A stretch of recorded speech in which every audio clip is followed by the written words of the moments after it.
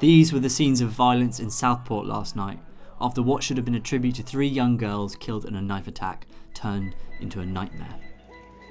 At least 39 police officers were injured after what they said were supporters of the English Defence League, the far-right anti-Islam organisation, began to throw items like bricks towards the mosque in the seaside town at around 7:45 PM. They were heard shouting racist slogans as they turned their attention towards the police. Riot officers were then pelted with bricks, stones and bottles, whilst cars were lit on fire during violent altercations with the crowd. 27 officers were taken to hospital, whilst 12 were treated and discharged at the scene.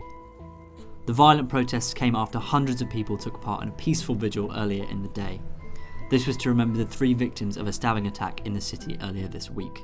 9-year-old Elsie Aguiar, 6-year-old Bebe King and 7-year-old Elsie Dot Stancombe were all fatally stabbed in Southport, while a 17-year-old boy, who cannot be named for legal reasons because of his age, remains in custody accused of murder and attempted murder. 8 other youngsters suffered stab wounds in the attack, and 5 are in a critical condition, alongside 2 adults who were also critically injured, according to the police.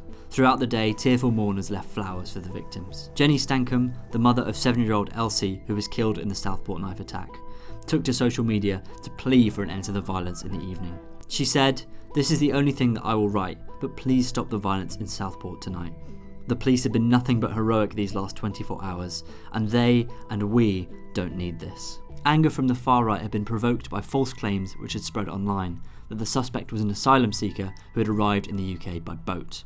The suspect, who was born in Cardiff to Rwandan parents, is from the village of Banks just outside Southport, and a road in the area was cordoned off by detectives on Monday afternoon. Prime Minister Keir Starmer, who had visited Southport earlier in the day, said rioters had hijacked a vigil for victims and that they will feel the full force of the law. The local Labour MP Patrick Hurley also condemned beard-up thugs who threw bricks towards the mosque, saying they must face the full force of the law. But as Southport wakes up to the remnants of the riots, and as the anger dies down, it will still be mourning those it has lost.